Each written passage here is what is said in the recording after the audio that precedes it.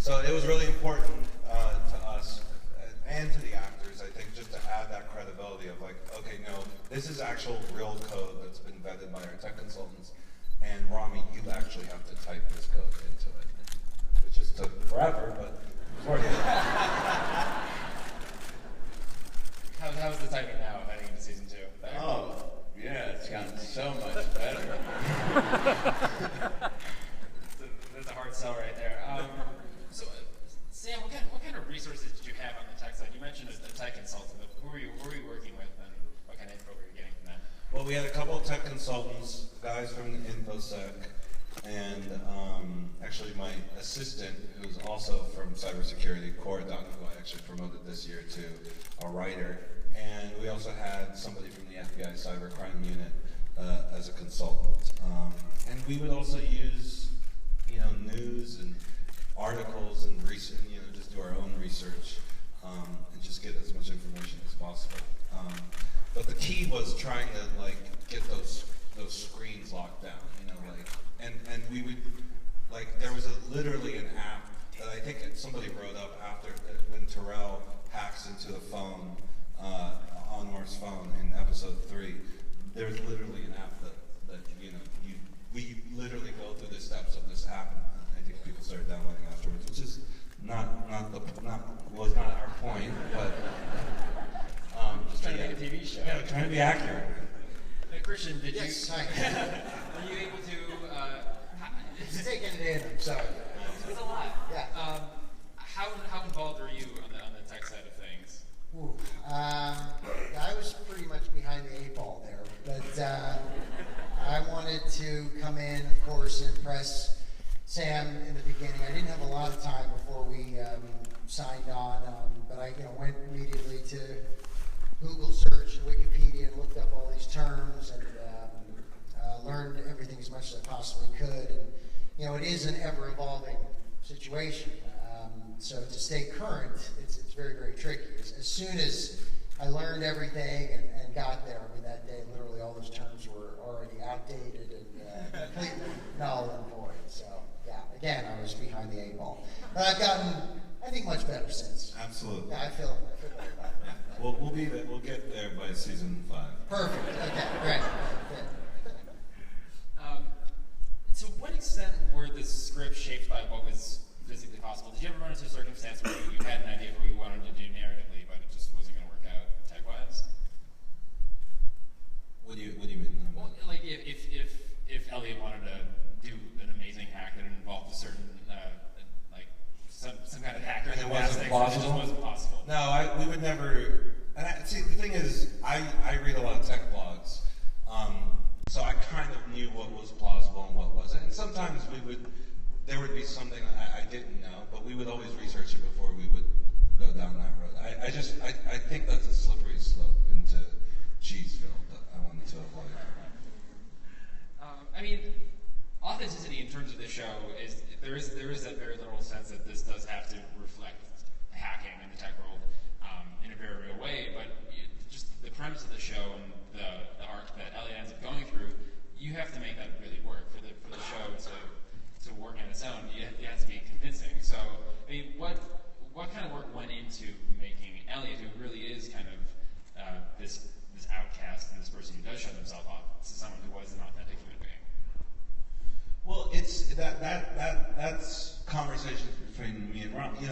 Between me and Rami, we had to talk about.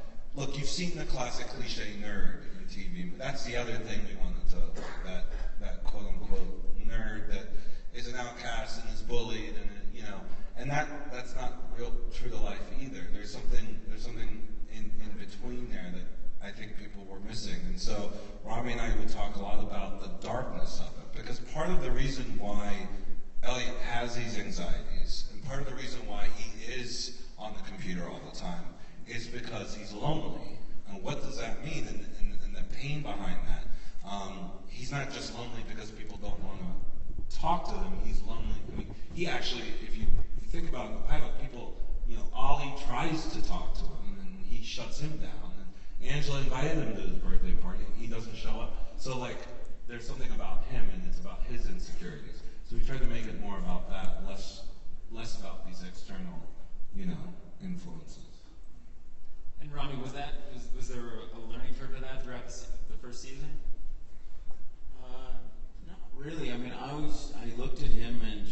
always tried to humanize it. Any character, I just try to humanize and make them relatable. And I mean, you can come up with answers to justify anything you do as a human being. So I figure I could do that with him.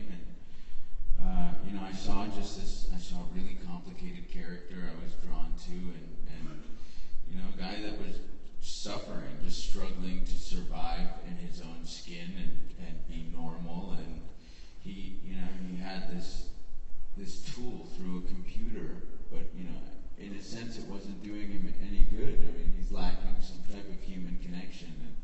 And we shot some scenes in the pilot that I remember staring at Angela's Facebook account and wishing to have that type of life. And it really got me sad. It's very sad. I was like, I feel bad for this guy. But it was easy to connect to that aspect of him. I think we could all relate to having that loneliness and sometimes being distanced by technology and the manicured Facebook pages that we create. So there were some things I would read that he was saying, and I'm like, man, that's getting me. It was easy to connect to on so many levels, and then I think that's what people have found very endearing in him, his honesty, and as he goes through the turmoil that he does. Sam, at what point did the voiceover come into the format of the screenplay? Right away. I mean, I'm going to reveal something about myself that's a little personal, but I talk to myself. I don't know how many people do that, but okay. It's just I guess it's just me. I got it. Do you start off every morning by saying, "Hello, friend"? What I'm about to tell you is top secret. Plead the fifth. That's between me and my imaginary friend. And one of the things that I really wanted to do, when I started writing the VO, I knew that because Elliot didn't talk to people that much, I really needed to somehow externalize his thoughts and feelings. And so initially I was like, okay, VO, but we've seen VO done a million times, and I love VO. I mean, it's like the cardinal rule in screenwriting. Never write VO, it's lazy. And I think that's like the dumbest. Do not listen to that advice. I mean, some great films, Clockwork Orange, Goodfellas, Taxi Driver. These are great films that have great VO. So what but it's how you use it and how you make it into its own kind of thing and its own character. And that's sort of when I came up with the idea that Elliot actually has a relationship with us, and it sort of fits his psyche in terms of because dude kind of sees things and makes up some people. So it kind of all felt organic and made a lot of sense. Now, Christian, you had a particularly tough challenge with the season, as everyone was just informed if they hadn't seen the first season, of not being real in a very physical sense. I think that's most politically correct to say. So, how do you do that? I mean, in terms of being an actor, is that just not trying to think about it, or is it? Yeah. Well, I had an instinct really from the get-go, even after the pilot, that there was something up with this guy. And I sat down with Sam at our first meeting, and I asked him, what is the deal here? I'm very suspicious. And he said, "Do you really want to know?" And I said, yeah, I think I do. And he told me, and then he told me the deeper relationship between the two characters. So I was just ecstatic. I thought, because it's like you have that idea that you think nobody will ever actually do that. I mean, that's just too crazy. You'll never make it an imaginary character. But I was thrilled. I was ecstatic, and then just proceeded to be as real as humanly possible and as real as Elliot imagines me to be. In a practical sense, what was involved with the day-to-day of that twist? Because I think I saw in a blooper reel, some people were making eye contact with Christian. Yeah, I like to tease them a lot. Was there more to it than characters aren't looking at Mr. Robot? Well, we also picked we picked moments where they would switch off. So the biggest moment would be in episode 5 when they've returned back from Still Mountain, and Elliot sort of kind of goes into the background, and Mr. Robot takes over, and he sort of engages with Darlene. So we kind of just saw the mechanics of how one takes over. And we did that a couple of times throughout. But honestly, it was kind of like what Christian said. I didn't want him obviously playing a hallucination. That even sounds a little strange. He is real to Elliot, and so we wanted to keep that because otherwise the stakes wouldn't feel as real. So, I mean, again on the topic of authenticity, selling that twist, you have to spend a whole season working up to it. Essentially, I mean, what were your concerns leading into that reveal, and I guess what precautions were you taking throughout to make sure that when it did happen, it wasn't this shock for the audience? Well, I personally thought we were telegraphing it from the beginning. I mean, I didn't try. Look, here's the thing. I don't necessarily want to trick the audience. Even when we were breaking the whole season, it's not about getting gotcha moments. I think those wind up feeling cheap and empty. And honestly, going into episode 9, I assumed people kind of got it by that point. And so it really was about how did it feel to Elliot? How did it feel to that guy? So in that moment in the cemetery, it was less about the shock of realizing what was going on, but more about realizing it through Elliot's eyes and keeping that authentic and real. And so that to me is what our twists are. It's just revelation, character revelations. If we're doing our job right, it's our deep character emotional revelations, and it's less about trying to trick you or pull one over on you. No, thank you. Rami, it was a clip we saw in the recap, Elliot in the cemetery. I was wondering if you could tell me what that I did. didn't see Elliot in that recap. Okay. Yeah. Well, what was it like? What was it like on that day? I mean, it's such a character culmination for the whole season. Yeah, that was something I was very concerned with, and ever since we shot the pilot, I knew it was a very big moment, and I just wanted to make sure that was treated with the kind of respect of that moment of someone coming to that realization is a very tragic position to have your mind and heart, and all of those things happen. So shooting at a cemetery, as morbid as it is, it does put you in a certain mindset. It's also awful bringing the camera crew into a cemetery. It was it Carl's birthday? Or was it Portia's? Somebody's birthday that day. Yeah. So we had to bring out a cake. It got weird. Not gonna lie. That would, it was a little weird. But we ended up going off to the side and just having our moments and just kind of staying in a headspace that worked for us. And by that time, Christian and I mean, we were on the same page as with Sam. So we had a feeling that it was going to go well, and just to play it as earnestly as possible. Every take as if it was happening for the first time, which a moment like that can be very difficult to keep dredging up. But I felt like we were in a really good groove early on, and we were almost at the end of the season, so the amount of just effort and emotional energy exerted, I feel pretty agitated, so it's not as hard as it to get to those places towards the end of.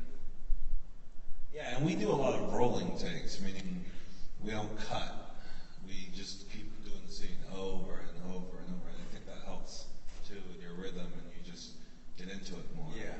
Because the minute you call cut, there's all these people that want to come on to set here and this and that, and then so it kind of breaks up the rhythm. So I think we just kept going.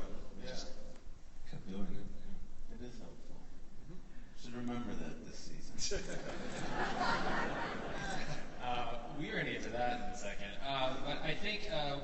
line up if they want to ask some questions. We'll toss the mic every once in a while, but yeah, if you have a question that doesn't involve a selfie or hugs, I think those can come later.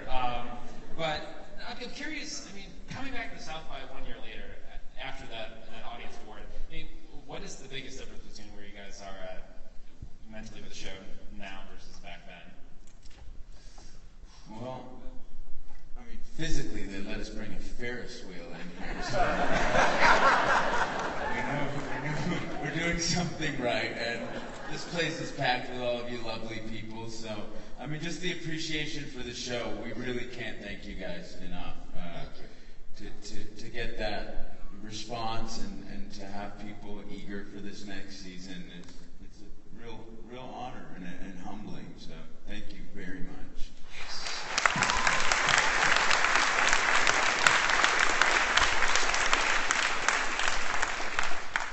I think we can go to our first audience question. Sure, thank you. My name is Andy Carlin, and I run an online news service called Reportedly, which focuses on human rights and social justice issues around the world. And watching the series last year, the influence of Anonymous was quite obvious through a lot of it. But I'm curious, given your backgrounds as Egyptian Americans, did the Egyptian Revolution and the counter-revolution that followed it inform either the approach to the storyline or the way Elliot as a character approached himself as an activist? Well, actually, it's great that you mentioned that. The Arab Spring, I always say, the thing about Elliot is that I had the angst down, I had the social anxiety, I had all that, but I didn't know how, like, angst can just turn negative really quick. And I didn't know, because I don't think anger is necessarily a negative emotion. It doesn't have to be. And I think that's, I went to Egypt right after the Arab Spring happened, and to see my cousins who were like young and using technology to bring about this revolution, that to me, it was that third piece for Elliot that clicked for me, which was, anger as channeled in a positive way, anger to actually make a difference in your society. And so it was actually quite critical in developing Elliot's character. Was there anything from the news in the past year, as you were writing season 2, that struck you as something that could be worked in? Well, what's weird is, and I mean, I'm not trying to say I'm a fortune teller, so please don't think that. But what's weird is that we're really going into thematically talking a lot about encryption and privacy, and then this whole thing with Apple and Tim Cook happened, which I actually think is a really important issue that we're going to really get into the next 10 years or so. And it's not something that I think people really understand the nuances of, but it's actually kind of a crucial piece of, it's going to be an interesting public discourse about it, because it really brings up that idea of the rights to privacy, and do we have that, do we not? Sounds like you're a fortune teller. I don't know, man. That sounds... No, I am not. I ask him for lotto numbers every week.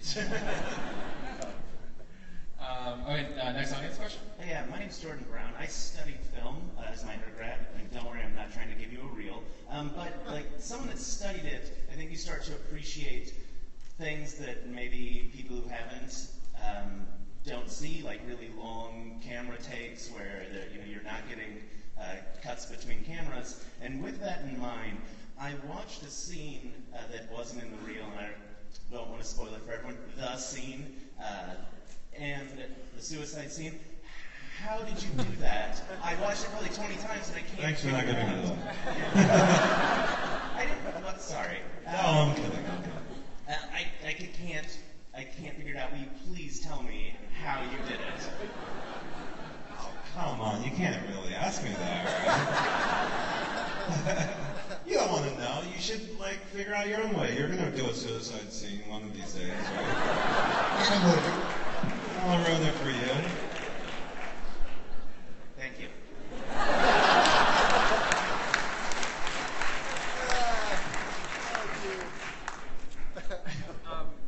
We just touching briefly on your direction.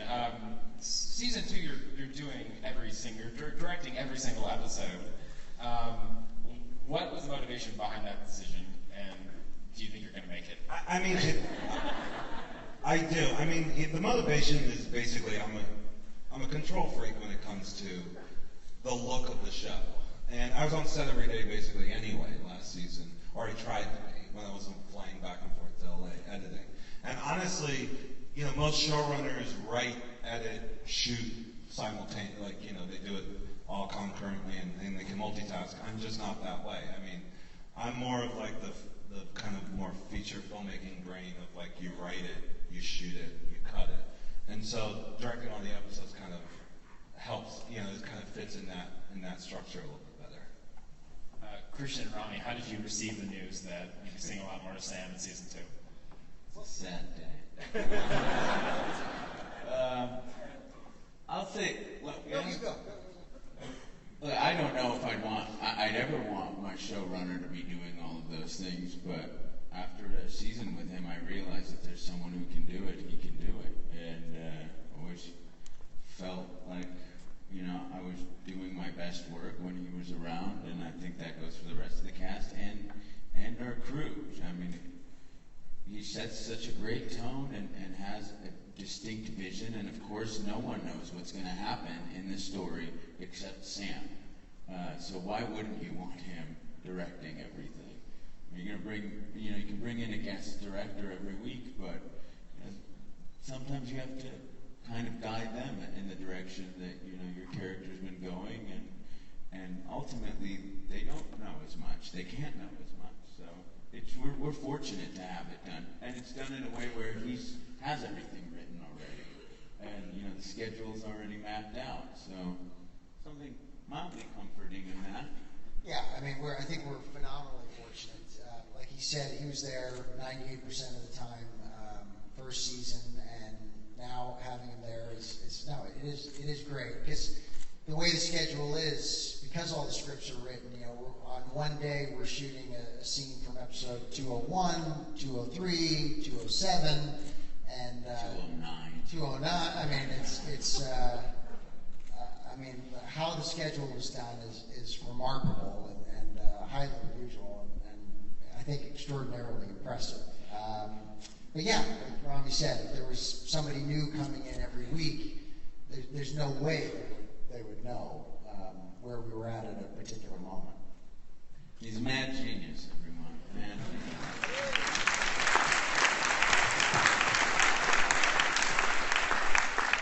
Now, you're only a couple weeks into shooting season 2, but have you seen a difference in how production's going, having taken on the role of directing on those episodes now?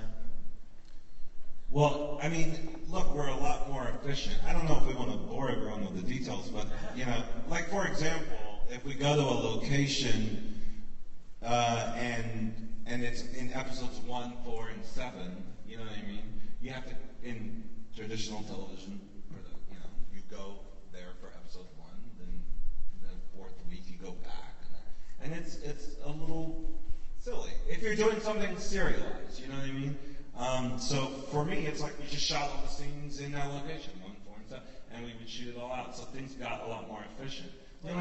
It's basically like a film, yeah. Yeah. And it's been going great so far this week. Right, guys? What do you think, Rami? Yeah, I mean, stepping in, it was just like it was a well-oiled machine. Really was. I was a bit trepidatious doing that. I mean, shot scenes from the 7th episode, my first day. So, yeah, and never before have we had a read through a couple weeks ago where We did the whole time. we did the whole, I mean, it was a The 12 hour read through, but I mean, it was incredible. I've never seen anything like that. you didn't give me that much direction these last few days. No, that'd be good. We do another audience question. Hi, my name is Ariel. Thank you guys so much for being here. My question is about race in Mr. Robot, and from what we've seen in the first season, as a viewer, kind of my conception is that Elliot, you can read him as biracial, which is super exciting for me as a biracial person who sees very little representation So my question is kind of how much intentionality is behind that. You know, what's your thinking as the showrunner? You know, when you're writing the character. You know, the great question earlier, you kind of got into it a little bit, but is that something you were looking for? Is that something that you want to explore, and how? I mean, diversity you're talking about? Diversity, but also just in the question of Elliot's character and how much of that is his identity, and if that's something that you wanted to do, you know, or if that's just kind of fortunately how it worked out. It just worked out that way. Look, I was seeing all ethnicities for Elliot, and Rami just, you know, blew me away, and he's obviously brilliant as Elliot. But look, I'm Egyptian American. I'm not defined by that, though, and that's the weird thing. I remember growing up, and telling people I wanted to be a filmmaker, and I went to NYU, and because of my ethnicity, they expected me to write a film about me growing up as an Arab American, and coming of age story of how I was an Arab American, and how and it was like, well, it informs who I am, but I'm not defined by. That's not the only thing about me, and so that's the thing that I like about Elliot and all of our characters who have different ethnicities. We don't necessarily make a deal about it. It's who they are. And by the way, that's life, right? You have friends of all different. That's just my reality. I have friends of all different ethnicities, and we don't sit there and talk about race every day. That's just. But it informs what we do and how we act sometimes. But otherwise, at the end of the day, we're just people. And I think that's kind of the world and kind of the worldview I look through when I cast our characters or create our characters. That's awesome. Thank you.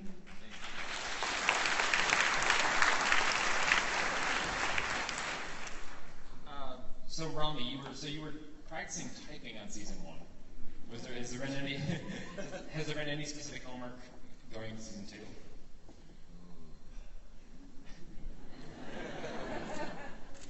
There has been, yeah. I like the off season, I guess. I told for Sam for as much information ahead of time as possible because I like homework. The research, the homework, all that stuff is some of my favorite times getting ready for this role. So I just want to be as well equipped as possible so I can step in and get little direction from He's being a little coy because he can't talk about the specific research, but there's specific research. I will say that, very specific. Yeah, I was going to say, because if we knew you got really good at ninja star throwing, I think we would kind of know something about season 2. Yeah. Christian, obviously you're still with us.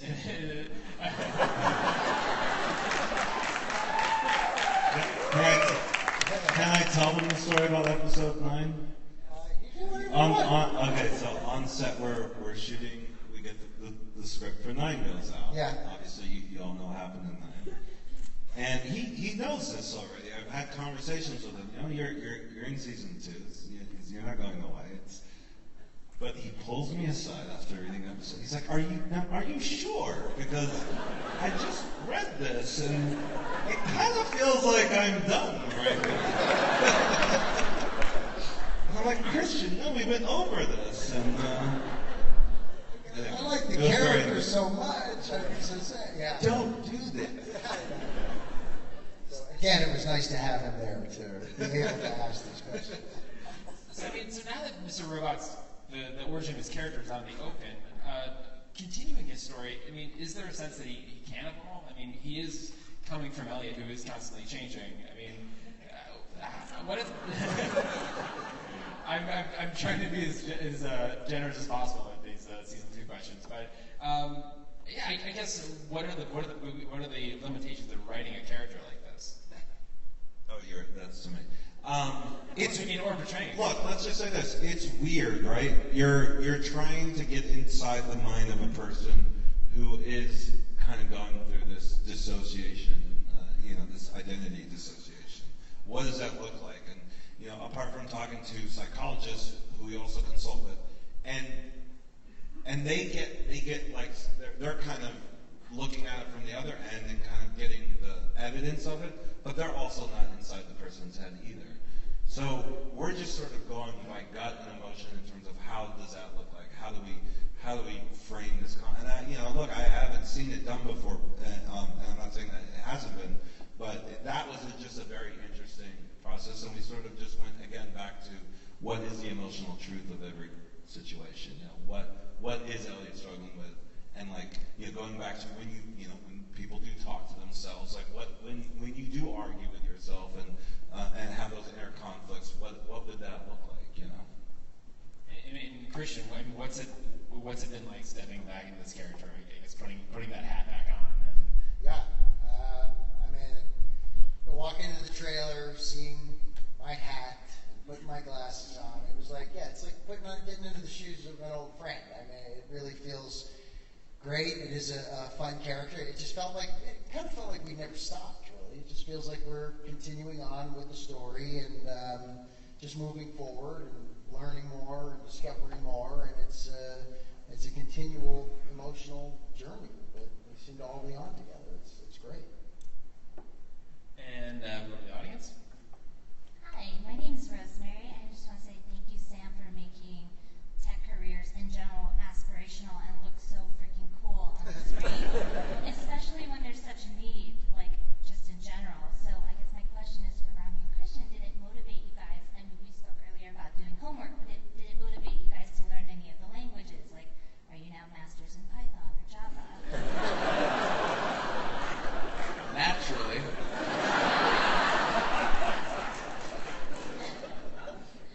No.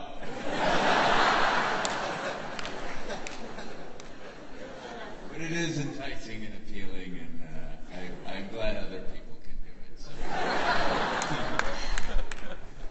Christian? Me? No, yeah. We're just trying to learn our lives, basically. Yeah. That's the job. Right? Definitely my level of awareness of all of that tech stuff has certainly increased, and like I've said before, with the updating of the passwords and all of those things. Right? So it's a big deal. It's a big deal, and to be taken very, very seriously. Thank you, Christian. I want to get to a few more audience questions because these have been really good. Okay. I'm an undergrad film major, and you talked briefly about having a FBI security consultant, and I think that's very interesting. I want to know what that balance was. Was there any meetings or talks about inciting cyber warfare and mass populace? So, really, what's the balance between the story you want to tell and the intricate technicalities that are such a big part of the show? Well, we go heavy on the technical details, and then I sort of in the edit room taper it down and kind of finesse and streamline a little bit more. But we don't. We really go into detail. My production designer hates me, and because we create all these screens that we then at the end of the day only see a few seconds of. But what's great about it is that, and this is what in general, whenever you do anything, right, it doesn't even have to be a show about hacking. It could be doctors or lawyers, whatever a profession is. When you do the groundwork, when you get detail, it just starts to feel credible. Whether you put all that stuff into the script or into the dialogue or into the final edit, all the stuff around it starts to contextualize it in a better way that feels a lot more credible and feels a lot realer. People are actually typing on keyboards and seeing the things that they're typing, and the code that we're seeing is actual real code that's been used on things that have been vetted and referenced by our tech consultants. And to your point to the FBI cybercrime, and we're getting plots and ideas from plots from actual stories that they've been sharing with us. So it's all of that kind of adds to that credibility. Thank you. Hack the planet. Don't know what that was.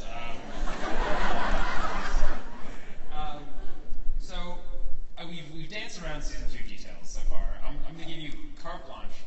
Besides the fact that everyone loves BD1, what can you say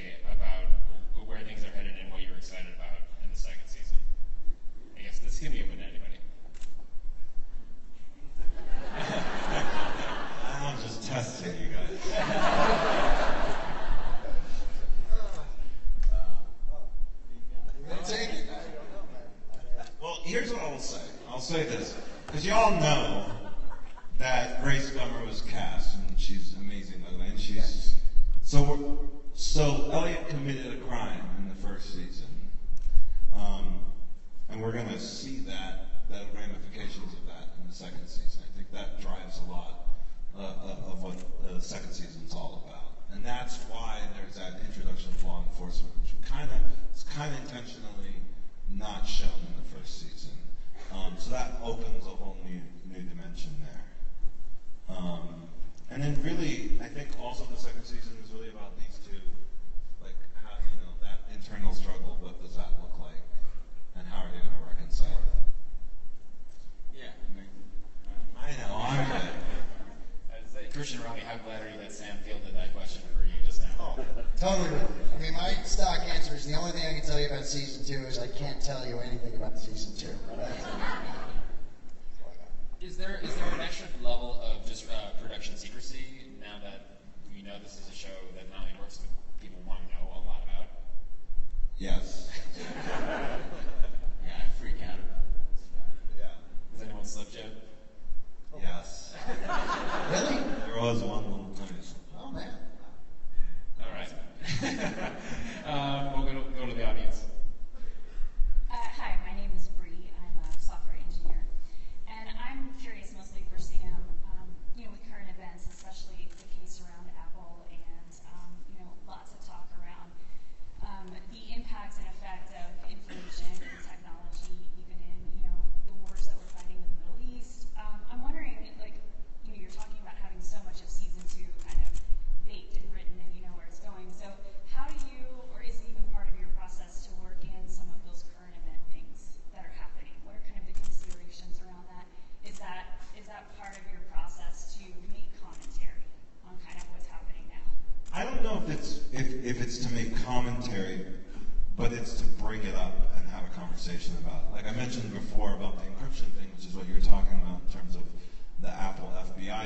And by the way, we talked to our FBI consultants about this because they have a very strong point of view that encryption should allow for this sort of third-party side door thing, which I am totally opposed to, and I'm on Tim Cook's side. We should have encryption. But that goes back to, I'm not actually trying to, that was before this whole Apple FBI thing happened. That was something that was already baked in thematically because, like I said before, I think privacy is going to be a huge issue in the next decade or two. And hopefully, and the problem is I don't think people understand the nuances of that debate between Apple and the FBI. And if our show at least contributes to that conversation, brings up that conversation again, I think it'll help in terms of getting people to finally join this debate because I think it's a really important one. Is there, in that sense, is there a responsibility in portraying tech in a realistic way that you do have to make this approachable for people so that they are informed? Because that could be performing part of a service on your part. Well, approachable, but not at the sacrifice of authenticity. So I'm not going to dumb it down for anyone. But I feel like if you keep bringing it up and you do it in a credible way, and you show both sides so that they kind of understand the debate a little bit, I mean, ultimately, it just gets people hopefully interested or invested in wanting to learn more about it. Next question. Hi, my name is Dom, and I am a security engineer, so I've been really enjoying the show.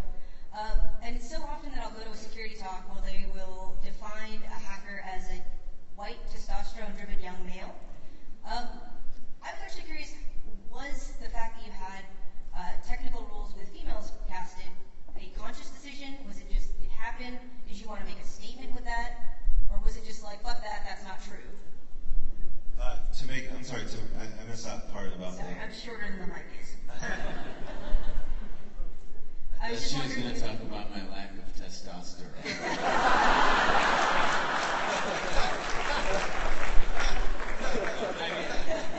I believe the question, as correct me if I'm wrong, was F society is made up of men and women. Was that split a conscious decision on your part to buck the trend of the Yeah, I mean, I gotta be honest. Why are there not more women in InfoSec and hacking? And white hat hackers? coders and tech in general. I mean, I think that's bullshit, and I definitely want to see more of that. I don't know if I consciously set out to make a statement like that, maybe subconsciously. I just also happen to love female characters, and I think Darlene and Trenton are kind of interesting. I mean, that's where I go to first before I start thinking, getting on the soapbox and start making statements. But if it encourages that, great. I mean, Angelina Jolie wasn't hackers, though, so there's... That's true. So yeah. Next audience question. Hi, my name is Michaela Adams. I'm a programmer at Co-op Radio, and I have a show called What's Your Status? It's 91.7. And I actually, I had a question regarding writing because I'm about to graduate high school and go to college. I'm interested in media studies, but I also want to write books and movies. So what would you say is the best advice to a young writer trying to make an interesting story and craft something original without copying someone that may have mentored them or someone they had looked up to? I would just say read. You want to write books or you want to write screenplays? Both. Both? Yes. I would just say read a lot of books and read a lot of screenplays, especially of your favorite movies. That's what got. Then you start to see how you can write different ways, because there's not one way to write a screenplay. And then honestly, I'll tell you this: after you do all that, take an acting class, because these two will tell you you can get a script that could be a good script but poorly written for an actor, versus a script that maybe is okay but is greatly written for an actor. Because at the end of the day, as much as you can have a tightly structured plot and all of that, it's, in my opinion, really about characters and really about how interesting those characters are and those choices that the characters make. And an acting class would really help in that department. Thank you. You took an acting class. I did.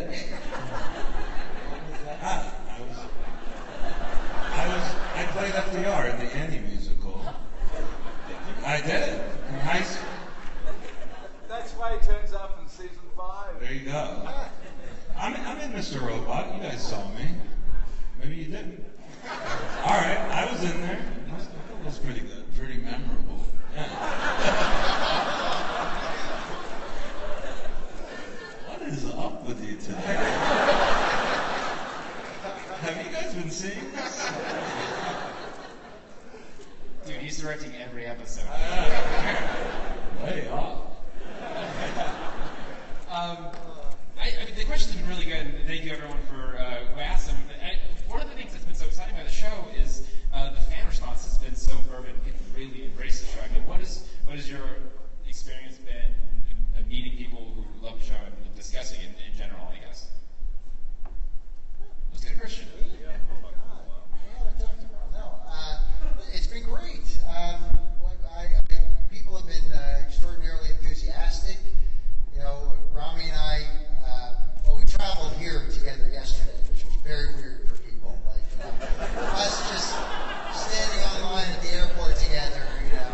I was like A lot of people doing this. Yeah. They started looking around for cameras. That's right. Maybe That's they're right. filming. A lot of, I'm not really here, and all that stuff. So, it's been incredible. Really fun. You get a lot of Mr. Robot yells. A lot of Mr. Robot yells. You get a lot of Mr. Robot yells. So it's fun. It's fun to be doing that. But besides people shouting at you, it seems like people just want to share it with people and get excited about it. So. Yeah, and I love that all my nerds out there are getting into it, and I love that they appreciate the authenticity and the tech side of it, because those are the people I grew up with. So that probably means more to me than anything else.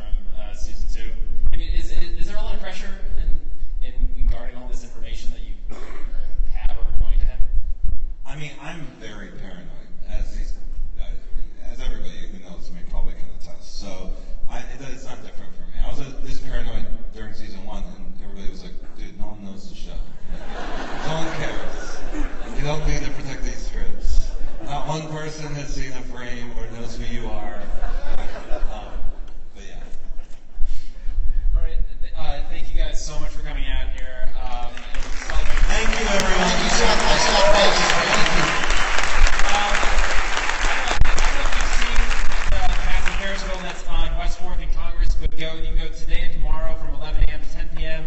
And you can go ride the Ferris wheel. And if you have not seen Season 1 of Mr. Robot, it's available at usanetwork.com and on demand. Check out the whole thing. It's very good. Thank you so much for coming out.